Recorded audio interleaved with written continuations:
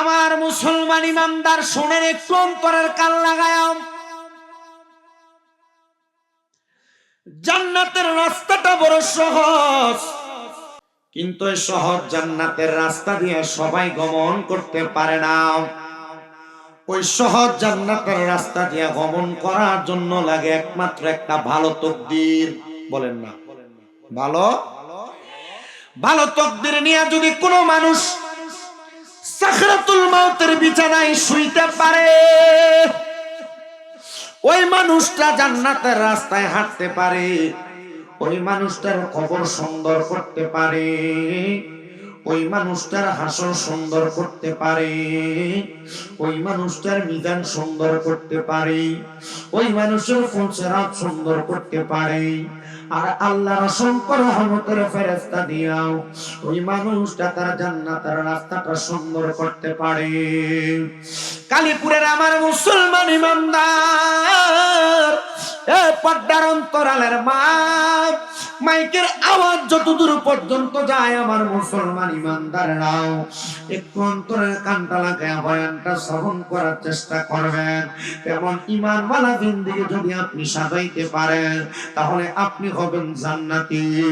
কিন্তু দুনিয়ার মানুষ জুলুম অত্যাচার করতে করতে, মানুষের উপর অত্যাচার জুলুমের মাধ্যমে, নিপীড়নের মাধ্যমে মানুষ তার দুনিয়ার জিন্দেগিটারে বরবাদ করে দিচ্ছে। আমার বাবারাও, আপনারা বলেন বাবা, এমন জুলুম অত্যাচারের মাধ্যমে জীবন বরবাদ করে দিলে আল্লাহ তো এই বান্দাটারে পছন্দ করেই না। আল্লাহ তো বান্দাটারে জান্নাত দেয়ও না, জাহান্নামের মধ্যে জাহান্নামের গরম লোহার শিকল লাগায়া লাগায়া ওই বান্দাটার পায়ের মধ্যে লাগায়া টাইনা টাইনা দোজখে নেওয়া হয়। আমি আপনাদের কাছে যে বিষয়গুলো নিয়ে কথা বলবো একটু মনোযোগ দিয়া শুনবেন। ওই বিষয়টার নাম হলো জুলুম, ওই বিষয়টার নাম হলো জুলুম। বলে হুজুর কেমন জুলুম? এক নাম্বার সর্বপ্রথম যে জুলুম, ওই জুলুম হলো মানুষ তার রবের সাথে জুলুম করে, কিন্তু মানুষ জানে না তার রবের সাথে হাজার জুলুম করলে মানুষ কোনোদিন টিকবে না।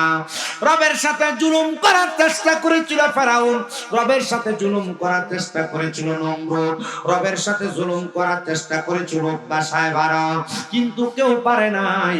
আমার আল্লাহ কাউরে নীল নদে ডুবে মারছে, আমার আল্লাহ কাউকে মমি বানায় রাখছে, আমার আল্লাহ কাউরে দুনিয়া থেকে দুনিশ্বাত করে দিছে। ও মুসলমান, এজন্য রবের সাথে কোনো পক্ষে জুলুম করা সম্ভব না। কিন্তু সবচাইতে মারাত্মক জুলুম যেটা, ওইটা হলো নিজের নফসের উপর জুলুম করা। হুজুর কেমন করে বলেন না, নফসের উপর জুলুম কেন করব? ও বান্দা শুনে রাখো, আমার আল্লাহ তাআলা আপনারে আমারে বানাইছে।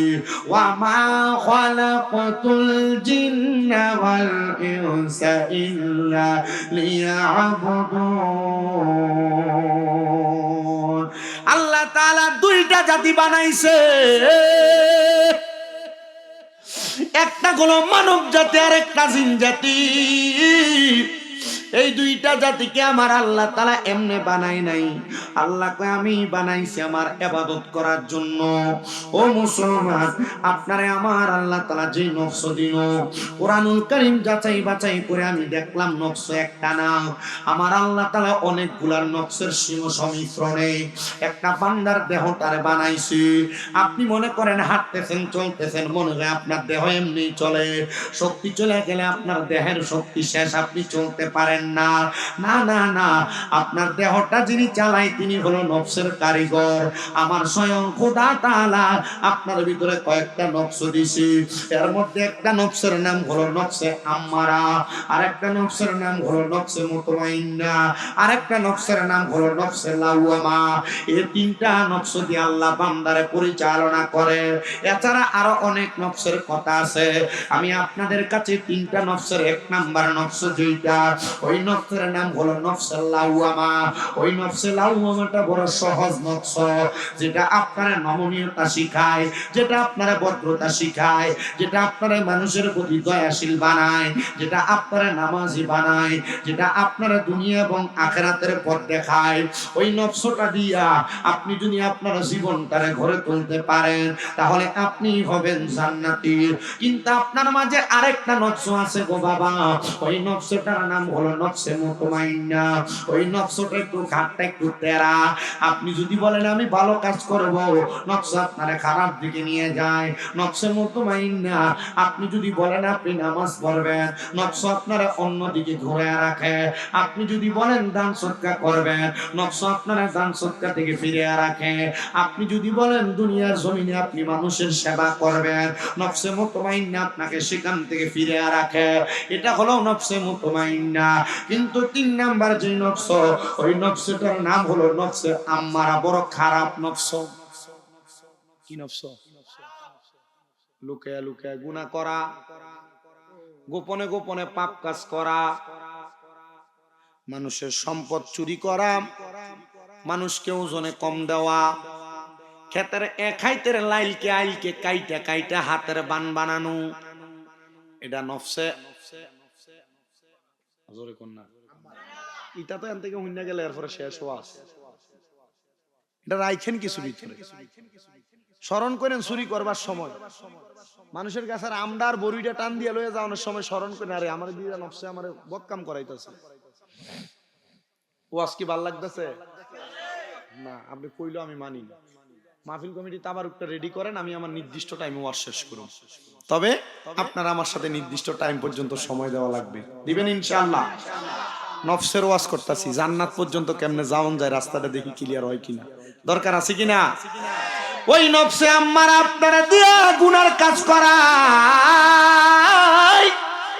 গোপনে গোপনে আপনারা গুনাহ করায়। আপনি গোপনে গোপনে গুনাহ কইরা দুইটা নফসের সংমিশ্রণে, নফসে আম্মারা এবং নফসে মুতমাইন্নার উপর দিয়া আপনি একটা নফসের উপর জুলুম করেন, যেটা হলো নফসে লাওয়ামা। ওই নফসে লাওয়ামার উপর আপনি যখন জুলুম করেন তখন আপনার একটা গুনার কারণে 2-3টা নেক আমল বরবাদ হয়ে যায়। একটা বদ আমলের কারণে গো আমার আম্মা আপনার 5 ওয়াক্ত নামাজ বরবাদ হয়ে যায়। এটার স্বাভাবিক একটা উদাহরণ হলো আপনারা যারা গীবত করেন, দোকানে বৈশা বৈশা একজন আরেকজনের বদনাম করেন, এক জালে আরেক জালের কাছে বদনাম করেন, এক ভাই আরেক ভাইয়ের কাছে বদনাম করেন, এক বন্ধু আরেক বন্ধুর নামে বদনাম করেন। এটা হলো আপনাদের সবচাইতে খারাপ একটা গুনাহ। যেই গুনাহটা আপনারা জাহান্নাম জাহান্নাম জাহান্নাম জাহান্নাম পর্যন্ত পৌঁছায় দেয়। নবী গো কেমন করে জাহান্নাম পর্যন্ত পৌঁছায় দেয়? আমার নবী বলেন উম্মত শোনো শোনো শোনো, জাহান্নাম পর্যন্ত পৌঁছায় দেয়। এই গীবত এমন মারাত্মক গুনাহ রে, আল্লাহর নবী বলেন আল গীবাতু আসাদ্দু মিনাজ জিনা, আল গীবাতু আসাদ্দু মিনাল কতল, আল গীবাতু আসাদ্দু মিনাল মাউত। আল্লাহর নবী গীবতের ব্যাপারে 3টা হাদিস বলেছেন। নবী আমার বলেন দুনিয়ার মানুষ শোনো, কোন মানুষ যদি কোন মানুষের ব্যাপারে একটু গীবত করে অথবা সামান্য পরিমাণ গীবত করে, এই গীবত করার কারণে আমার আল্লাহ তাআলা তার আমলনামার মধ্যে একটা জিনার গুনাহ লিখে দেয়, একটা জিনার গুনাহ। মুসলমান, গীবত বলতে আপনি কি বোঝেন? গীবত হলো কোন মানুষের ব্যাপারে কোন গোপন তথ্য জানার পর এই তথ্যটাকে পর মানুষের কাছে অথবা অন্য মানুষের কাছে আপনি প্রচার করা, এটাকে বলা হয় গীবত, এটাকে বলা হয় গীবত, এটাকে বলা হয় গীবত। ও মা, তোমার কাছে তোমার পাশের বাড়ির জালে, তোমার পাশের বাড়ির ননদে তোমার কাছে অন্যজনের ব্যাপারে যে গীবত করে অথবা তার ব্যাপারে পেছ লাগায়, আপনাদের কাছে যে আপনাদের সাথে বন্ধু বান্ধব এলাকার মানুষ এগুলা করে, মনে করবেন এরা ভালো মানুষ না। যারা গীবত করে আল্লাহর নবী কয় 1 নাম্বার পরিচয় তাদের ভিতরে নেফাকি, তারা হইল মুনাফিক। মুনাফিক। এবার বলেন গীবত কি করা যাবে নাকি? গীবত কথা কন না কি? আমার মা বোনদের কাছে ওয়াজটা ভালো লাগবে না আজকে হয়তো। এ মা, এ নবীনগরের কালীপুরের আমার বাবা, যদি কোনো মানুষের ব্যাপারে বিন্দু পরিমাণ গীবত করো রে, তোমার 5 ওয়াক্ত নামাজ বরবাদ হয়ে যাবে, তোমার কষ্ট করে সারাদিন উপবাস করা রোজা নষ্ট হয়ে যাবে, তোমার হজ যাকাত দান সদকা নষ্ট হয়ে যাবে। তার মানে চিন্তা করো, ছোট্ট একটা গুনার কারণে 5 ওয়াক্ত কষ্টের নামাজ কেমনে নষ্ট হয়ে যায়। নবী আমার বলেন, উম্মত শোনো শোনো শোনো, এই গীবতের কারণে শুধু এটা হয় না, গীবতের কারণে কেমন জিনার গুনাহ হয় জানো? একটা সন্তান 22 বার মতান্তরে 70 বার মেলামেশা করলে তার যেই গুনাহ হয়, একটা মানুষ অন্য একজন মানুষের ব্যাপারে গীবত করলে, পরনিন্দা করলে, তার আমলনামার মধ্যে এমন মায়ের সাথে জিনা করার, মেলামেশা করার গুনাহ হয়। জোরে বললেন না? যদি মন চায় আপনি বলেন আরেকজনের বদনাম, যদি মন চায় আপনি বলেন আরেকজনের বদনাম। আল্লাহর নবী রাহমাতুল লিল আলামিন নবী আমার বলেন, আল গীবাতু আসাদ্দু মিনাল কতল।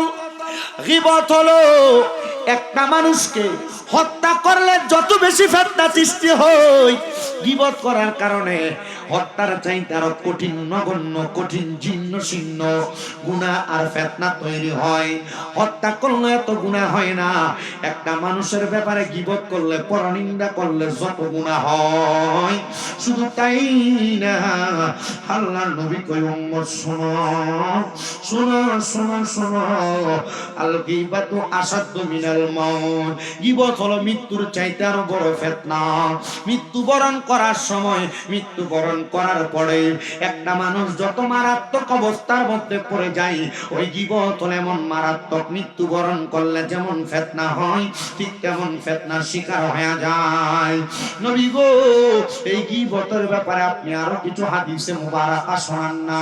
হযরত আব্দুল্লাহ ইবনে আব্বাস রাদিয়াল্লাহু তাআলা আনহু থেকে বর্ণিত হাদিস, তিনি বলেন, জগতের মানুষ গো, শোনো শোনো শোনো শোনো, কোন মানুষ যদি কোন মানুষের ব্যাপারে গীবত করে, কোন মানুষের পিছনে কথা বলে, পরনিন্দা করে, তাহলে সে যেন গীবত করে না, গীবত করে না, গীবত করে না।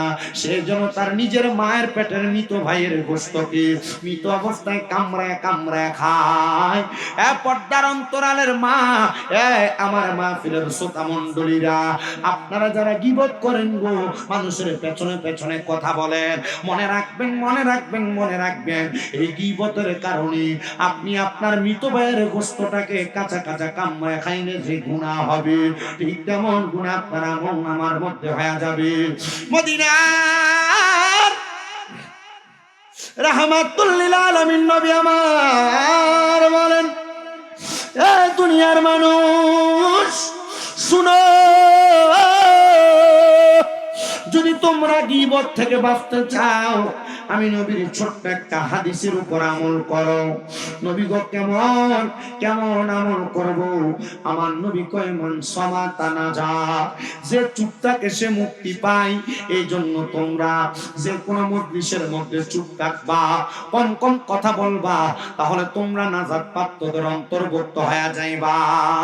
হুজুর, আমি গীবত করি না, চা দোকানে বসলে আমার এলাকার অমুক ব্যক্তি আছে, মানুষের নামে শুধু শুধু বদনাম করে। আপনারা বলেন মুসলমান, এমন মানুষ সমাজে আছে না? দোকানে বসা যায় না, এরা শুধু এর কাম হইলো মানুষের বদনাম, চা খাওয়ান আর বদনাম করেন, আছে না? আছে না? মানুষ শুনো,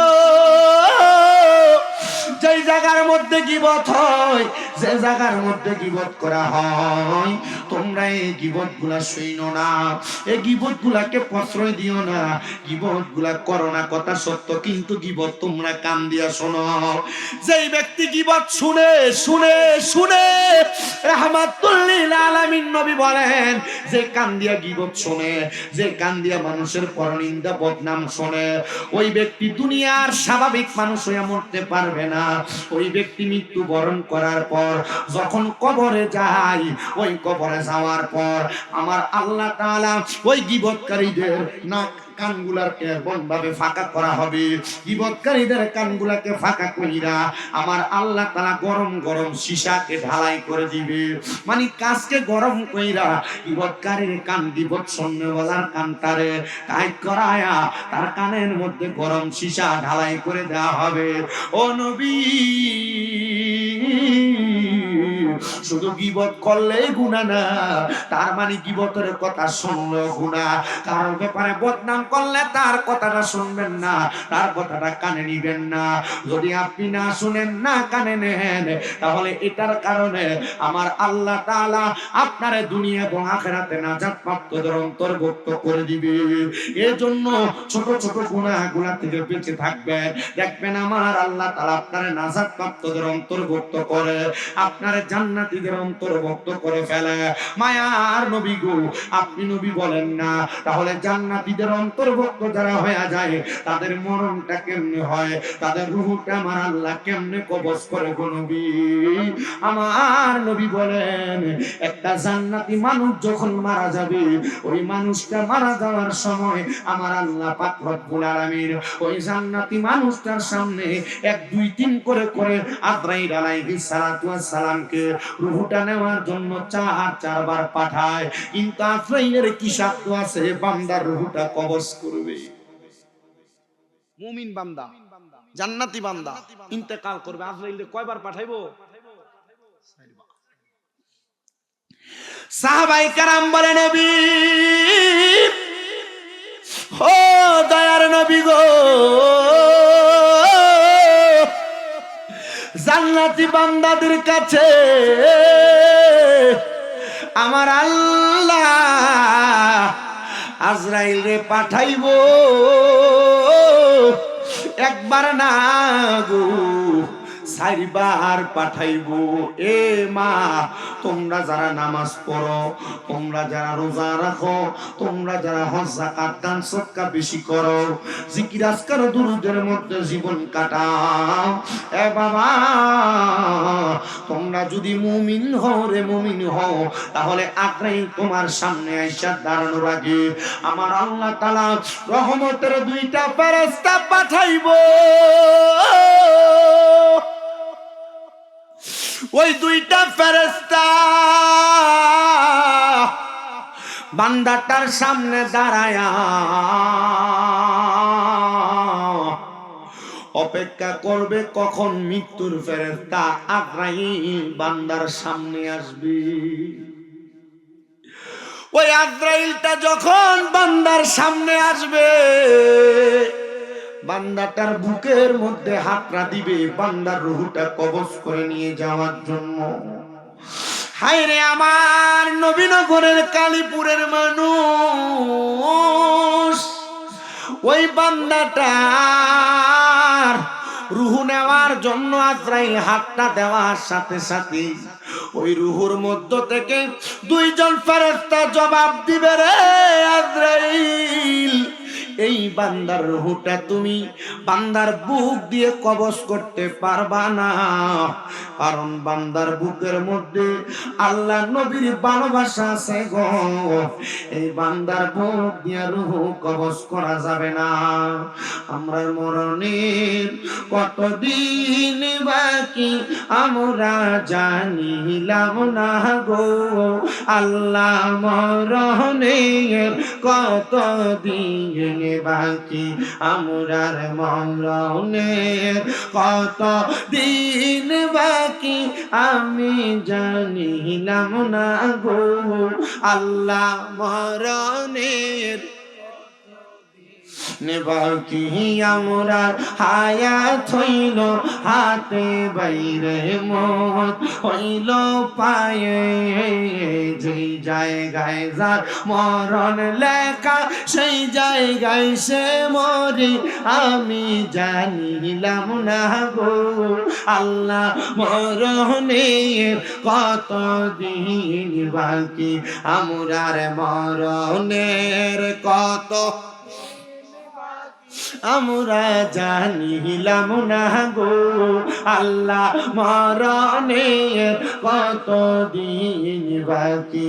আর আজরাইল আসিয়া যখন হস্তে বাহাদুরি, তখন আমার মনা বাই করবে লোকা চুরি।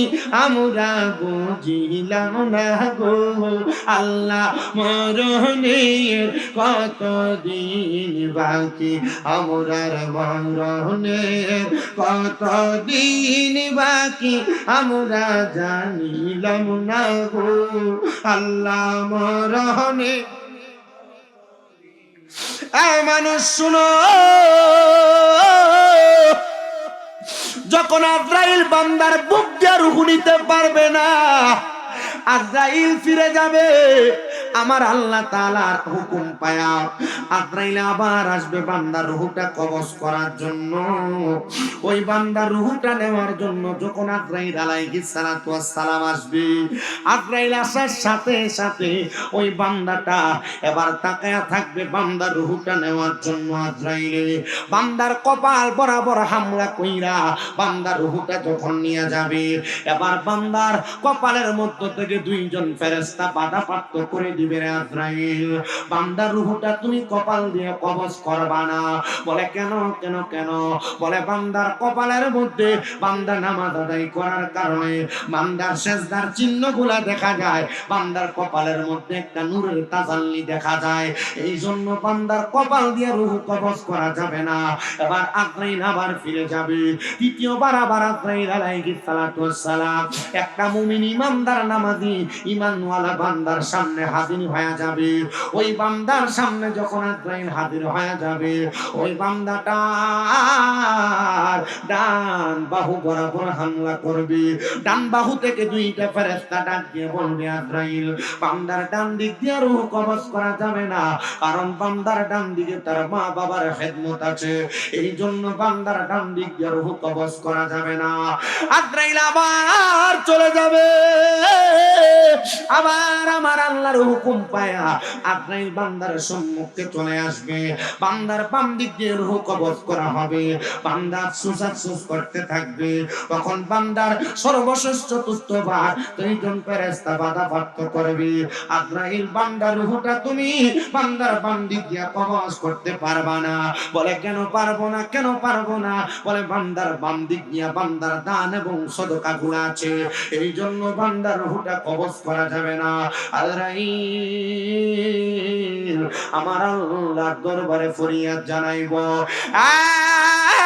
মাবুদ তোমার বান্দার রূহ কবজ করা যায় না গো, বান্দার রূহটা কেমনে কবজ করব? আমার আল্লাহ আজরাইলকে সাবধানতা অবলম্বন করাইবেন। আজরাইল বান্দার রূহ তুমি এভাবে কবজ করতে পারবা না, কারণ বান্দা মুমিন, বান্দা ইমানদার, ইমানের পাওয়ার আছে। বান্দা নামাজি, নামাজের পাওয়ার আছে। বান্দা মা বাবার খেদমতকারী, বান্দার মা বাবার খেদমত আছে। বান্দা দানকারী, বান্দার মধ্যে দানের ফজিলত এবং বরকত আছে। এই বান্দা এমনি এমনি রূহ কবজ করা সম্ভব না, কারণ বান্দা যখন কালেমা পড়বে, বান্দা কালেমা পড়ার সময় বান্দার জবান দিয়ে একটা বাতাস বের হবে। ওই বাতাসের মাধ্যমে বান্দার রূহ কবজ করবা। যারা বান্দা টের না পায়, নবী গো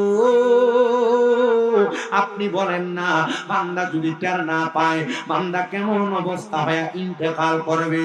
নবী আমার শিখিয়ে দেয়, আজরাইল সবুর, মালাকুল মাউত তুমি বান্দার রূহটা কবজ করার জন্য অপেক্ষা করবা। এবার বান্দার সামনে যখন আজরাইল আলাইহিস সালাতু ওয়াস সালাম দাঁড়ায় থাকবে, আপনারা হয়তো জানেন রে বাবা, আমার আল্লাহর নাম ওখানে সাজরাতুল ইয়াকিন নামক একটা গাছ আছে। মানুষের ইয়াকিনের জাইনের গাছ, যেই গাছের প্রত্যেকটা পাতায় পাতায় আপনার আমার পৃথিবীর সব মানুষের নামগুলা লেখা। যখন একটা পাতা জোরে পড়ে যায়, ওই পাতার পরিমাণ নেক পাতার ওয়ালার মানুষটারে আমার আল্লাহ তাআলা দুনিয়া থেকে বিদায় করে নিয়ে যায় ফেরেশতার মাধ্যমে। আপনার যখন বান্দার সামনে আসবে রূহটা নেওয়ার জন্য, ওই বান্দা হঠাৎ করে ফেরেশতাদের সুদর্শন পায়া ঘুম থেকে জাগ্রত হয়ে যাবে। বান্দা ঘুম থেকে জাগ্রত হয়ে যখন বুঝতে পারবে হায়াত শেষ, বান্দা কালেমা পড়বে লা ইলাহা ইল্লাল্লাহ মুহাম্মাদুর রাসূলুল্লাহ সাল্লাল্লাহু আলাইহি ওয়াসাল্লাম। জোরে কোন সুবহান। শ্রেষ্ঠ নবী দিলে মুড়ে তরিয়ে নিতে রোজ হাসরে, শ্রেষ্ঠ নবী দিলাম মুড়ে তরিয়ে নিতে রোজ হাসরে। সেই তরানি পাইতে আমি, সেই তরানি পাইতে আমি তোমারই গুণ গাই আল্লাহ। তুমি দয়াবান গো আল্লাহ, তুমি মায়াবান বলো, তুমি দয়াবান গো আল্লাহ, তুমি মেহেরবান। দয়া যত করেলা তুমি রহিম রহমান আমরা জানি, বলো দয়া যত মেহেরবানি রহিম রহমান আমরা জানি। শেষ বিচারে করবে তুমি উম্মতের পার, আমরা সেই নবীর উম্মত গুনাহগার। এ মুসলমান শুনো রে শুনো, অন্তরের কানটা লাগে শোনো। এবার যখন বান্দাটা জবান দিয়ে কালেমা পড়বি, এবার আপনারা বলেন রে বাবা, কালেমা পড়তে পড়তে যে মানুষটা মারা যায়, ওই মানুষটা কি জান্নাতি হয় না জাহান্নামী হয়? আস্তে বলেন, আপনারা বলেন না।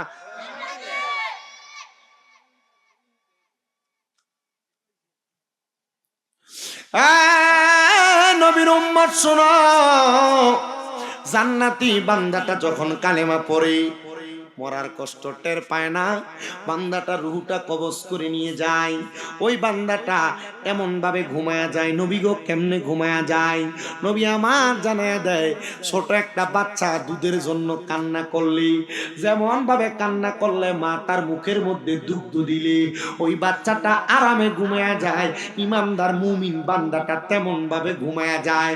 মরার কোনো কষ্ট টের পায় না, টের পায় না, টের পায় না। ওগো নবীজি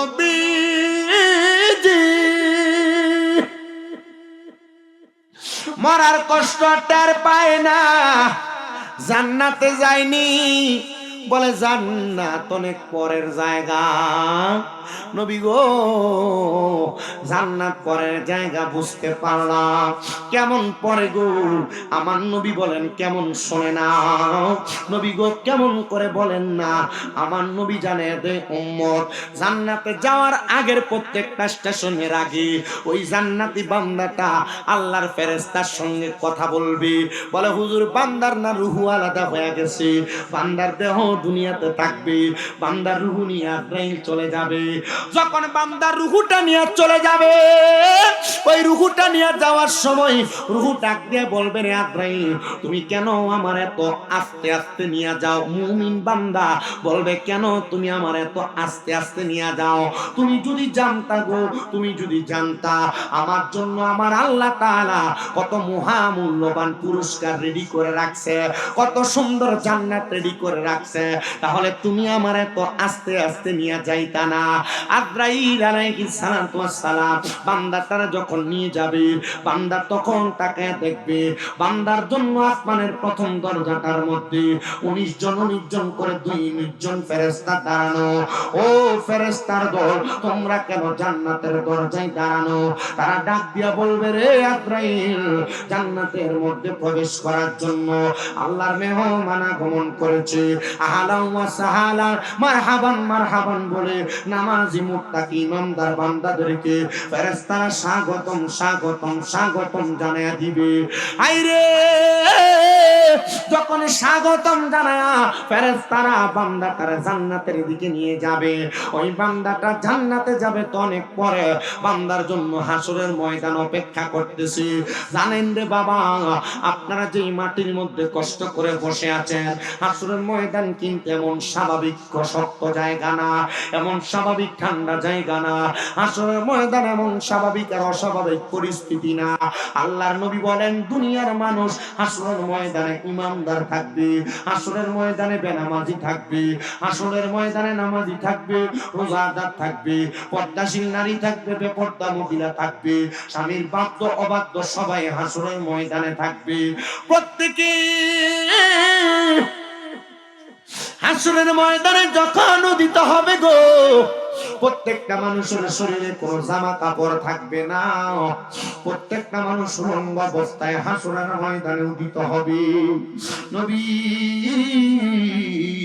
হাসরের ময়দানে যদি উলঙ্গ অবস্থায় উদিত হয়, একটা বান্দা একটা উম্মতের কেমন অবস্থা হবে।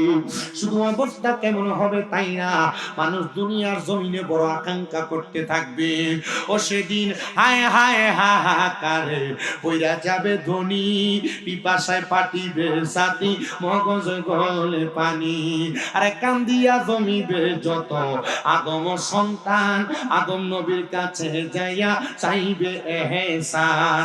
আরে আদম বলবে নফসি নফসি, আমি কি সুপারিশ করতে পারি গো, তোমরা তাড়াতাড়ি চইলা যাও না দয়ার নবীর দরবারে, কঠিন দিনে আমার নবী জীবিনে, কঠিন দিনে আমার নূর নবী বিনে, নাই কোনো বন্ধু গো নাই দরদি নাই, কঠিন দিনে আমার নূর নবী বিনে। রোজ হাসরের কঠিন দিনে রাব্বুল আলামিন ওয়াহিদুল কাহ্হার হইয়া রাজিবেনে হাকির, আরে থাকিবে না দয়া মায়া স্নেহ মমতা, কে হবে না কারো জন্য জামিন দাতা। আরে সেদিন উম্মত বলবে নফসি নফসি,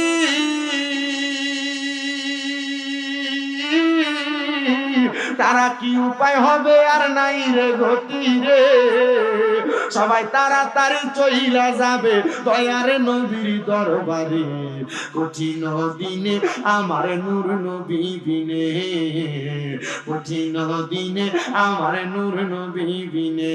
বলেন নাই কোনো বন্ধু গো নাই দরদি নাই, কঠিন দিনে আমার নবী জীবিনে, কঠিন দিনে আমার নবী জীবিনে।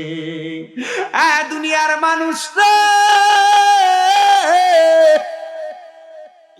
যখন হাসরের ময়দানে যাইবা, উলঙ্গ শরীর, দেহে কোনো জামা কাপড় নাই, আহারে মা সন্তান বাবা এলাকার বন্ধু বান্ধব আত্মীয় স্বজন সবাই হাসরের ময়দানে উলঙ্গ অবস্থায় হাঁটা চলা করবে। হায়রে আমার বাবা উলঙ্গ অবস্থায় হাঁটা চলা যখন করবে গো, ওই মানুষগুলা কেউ কি কাদের দিকে তাকাবে না? নবী কয় না না না না, ওই হাসরের ময়দান এমন ভয়ঙ্কর এমন ভয়ঙ্কর, প্রত্যেকটা মানুষের মাথার 4 আঙ্গুল একদিকেও পড়ে। আমার আল্লাহ তাআলা একটা দুইটা না 12টা সূর্যের তাপ দিয়া আমার আল্লাহ মানুষদেরকে হাসরের ময়দানে শাস্তি প্রদান করব। নবী গো শুধু কি এমন শাস্তি? কয় না না না, মানুষের মগজগুলা টকবক কইরা কইরা ফুইটা ফুইটা তাদের কানের ফুজালি দিয়া বের হবে। শুধু তাই নয়, কালীপুরের বাবা শুধু তাই না, পদ্মার অন্তরালের মা রাসূলের চলো নবীনগরের বাজারে চলে যাও, স্বামীরা বাধ্য হইয়া হইয়া ঘুরো, বেপর্দা চলো, মা মা মা গো হাসরের ময়দানে এই অসহ্য আলামত গুলা সহ্য করতে পারবা না। শুধু তাই না রে তাই না, হাসরের ময়দানটারে আমার আল্লাহ তামা দিয়া বানাইব, গরম উত্তপ্ত হয়ে থাকবে। নবী আমার কই হাসরের ময়দানের এমন একটা অবস্থা হবে, শুধু শুনো মানুষ, কোন মানুষের ঘাম থাকবে তাদের হাঁটু পরিমাণ, কোন মানুষের মাজা পরিমাণ, কোন মানুষের বুক পরিমাণ, আর কোন মানুষ হাসরের ময়দানের মধ্যে তারা সাঁতার কাটতে থাকবে ঘামর সাগরের মধ্যে। আর এত কষ্ট এত পরিশ্রম সহ্য কেমনে করবা ও নবীনগরের কালীপুরের মানুষ, ও সোশ্যাল মিডিয়ার মাধ্যমে দেখনেওয়ালা ভাই বাবারা মা বোনেরা, এবার যখন মানুষটা হাসরের ময়দানে হাই হুতাশে পইরা যাবে গো, হাই হুতাশে পইরা যাওয়ার পরে ওই মানুষটা হাসরের ময়দানে সব মানুষগুলা থাকবে, আমার আল্লাহ তাআলা একদিক থেকে আগুনের কুণ্ডুলি জ্বালায়া দিয়া হাসরের ময়দানের তিন দিক থেকে আগুনের কুণ্ডুলি জ্বালায়া মানুষগুলার একটা কন্যারের মধ্যে কোণঠাসা করে ফেলবে। কোণঠাসা যখন করে ফেলবে মানুষ আফসোস আফসোস করবে, কোণঠাসা কইরা এবার মানুষগুলার দাঁড় করায় দিবে। নবী আমার কয় আমি নবীজি তৎক্ষণাৎ ঠিক সেই সময় পশ্চিম দিক থেকে আমি নবীজি দৌড়ায় হাসরের ময়দানে উপস্থিত হব। হাসরের ময়দানে শুধু উপস্থিত হব না, আমি নবী যখন হাসরের ময়দানে উপস্থিত হয়ে যাব, ওই হাসরের ময়দানে আমি তাকে দেখব। আমার উম্মতের মধ্যে এক শ্রেণীর উম্মত আছে যাদের চেহারাটা মা মারা যাওয়ার পরে বাবা মারা যাওয়ার পরে এতিম এতিম চেহারাটা যেমন লাগে, ওই এতিম উম্মত গুলার চেহারাটা পুরা হাসরের ময়দানে এমন দেখা যায়। নবী আমার বলে উম্মত আমার আল্লাহ তাআলা তাৎক্ষণিক আমি দয়াল নবীরে একটা জায়গা দান করবে, সেই জায়গাটার নাম হলো লেওয়ায় হামদ, প্রশংসার জায়গা। আমি নবী ওই প্রশংসার জায়গা লেওয়ায় হামদের পতাকার নিচে দাঁড়াবো। যখন মানুষ সূর্যের তাপে থাকবে আমি নবী আরামের জায়গায় থাকবো। সাহাবায়ে কেরাম কান্দে আর ডাক দিয়ে কই নবী গো আপনার উম্মত কষ্ট করবে, আর আপনি নবী বুঝি আপনার উম্মতের আপনি একটা বার ডাক দিয়ে নিবেন না?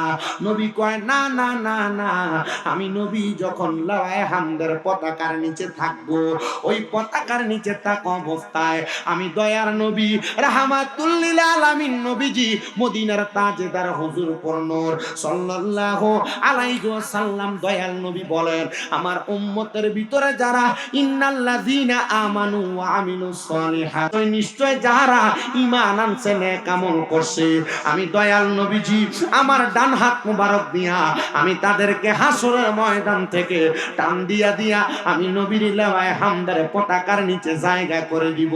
জবানটা খুলে ঘুরে ঘুরে কন্যা সুবহানাল্লাহ। ওই আমার দয়াল নবীজি আমারে মায়ার নবীজি আমায় একটু দিদারে দিতে হয়ে যাও রাজি, বলেন দয়াল নবীজি আমারে মায়ার নবী আমায় একটু দিদারে দিতে, এই বলেন আমায় একটু দিদারে দিতে। হাইরে কে যাও তুমি মদিনাতে অনুকার মাঝি, বলেন কে যাও তুমি মদিনাতে অনুকার মাঝি, যার কাছে যাইবা আমি তাহারে খুঁজি। মারহাবা কন্যা, কি মদিনার নবীরে মরণের আগে পাইতে চান না? জামারি ভাই পাগলা ভাইটা রিফাত আশিকি এত আশিকি হুজুরে ভাই হুজুরের লেখা গজল একটু মহাব্বতে কান্না। আরে কে যাও তুমি মদিনাতে ও নৌকার মাঝি, বলেন কে যাও তুমি মদিনাতে ও নৌকার মাঝি, যার কাছে যাইবা আমি তাহারে খুঁজি, আমার দয়ালে নবীজি, আমার মায়ার নবীজি, আমায় একটু দিদারে দিতে হয়ে যাও রাজি, বলেন আমায় একটু হয়ে যাও রাজি, বলেন আমায় একটু দিদারে দিতে। মদিনাতে যাব কেমনে নাই কোন করি, মদিনাতে যাব কেমনে নাই কোন করি, স্বপ্ন যোগে দয়াল নবী দেখা দিবানি, বলেন স্বপ্ন যোগে দয়াল নবী দিদার দিবানি, আমার দয়াল নবীজি, আমার মায়ার নবীজি, আমায় একটু দিদারে দিতে হয়ে যাও রাজি, বলেন আমায় একটু হয়ে যাও রাজি। মদিনাতে রওজাতে আছেন নবীজি, মদিনার ওই পাক রওজাতে আছেন নবীজি, দেখব আমি নূরের নবী সেই আশায় আছি, বলেন দেখব আমি নূরের নবী সেই আশায় আছি, আমরার দয়ালে নবীজি, আমরার মায়ার নবীজি, আমায় একটু দিদারে দিতে হয়ে যাও রাজি, বলেন আমায় একটু দিদারে। দয়াল নবী বলেন উম্মত শোনো রে, আমি নবী আমার উম্মতদেরকে টান দিয়া দিয়া তখন আমি নবীর লেবায় হামদার পতাকার নিচে নিব, নবী গো জাহান্নামী উম্মতদের কি অবস্থা হবে, বলে তারা আমি নবীর উম্মত দাবি করেছে কিন্তু তারা আমি নবীর কথা মোতাবেক চলে নাই, এই জন্য তারা জাহান্নামী। আমার নবীনগরের কালীপুরের যুব সমাজ, তোমরা যারা মাহফিল করলা চতুর্থ বছর হয়ে যায় মাহফিল করো, তবে মনে রাখবা মাহফিল করলে চলবে না, যেই যেই যুবকেরা মাহফিলের আয়োজন করে আর যারা যারা মাহফিল শুনে প্রত্যেকে যদি নামাজি হয়ে যায়, প্রত্যেকটা এলাকার মুরব্বী যদি নামাজি হয়ে যায়, মুত্তাকি হয়ে যায়, হারাম পথ ছেড়ে দেয়, হালাল পথে চলাফেরা করে, পর্দার অন্তরালের মা ওয়াজ মাহফিল কম শোনো না, যদি তুমি নিজে হেদায়েত হয়ে যাও, তোমার চেহারা দেবর রে পর পুরুষ রে বাসুর রে দেখায়া দেখায়া রাস্তায় রাস্তায় ঘুরো, মা গো মনে রাখবা গো মা, স্বামীর অবাধ্য যারা হয়ে যাও তোমরা কখনো জান্নাতের ঘ্রাণ পাবা না। আল্লাহর নবী কয় জান্নাতের ঘ্রাণ এত সুন্দর, 500 বছর রাস্তা দূর থেকে জান্নাতের ঘ্রাণ পাওয়া যাবে, জান্নাতের ঘ্রাণ। আইরে সাহাবায়ে কেরাম কয় নবী জান্নাতি যারা তাদের অবস্থা কেমন হবে, কেমন হবে নবী গো আপনি বলেন না। আমার দয়াল নবী বলেন উম্মত উম্মত উম্মত জান্নাতীদের অবস্থাটা কেমন হবে একটু শুইনা লও, একটু যাইনা লও। ও নবী গো কেমন অবস্থা হবে?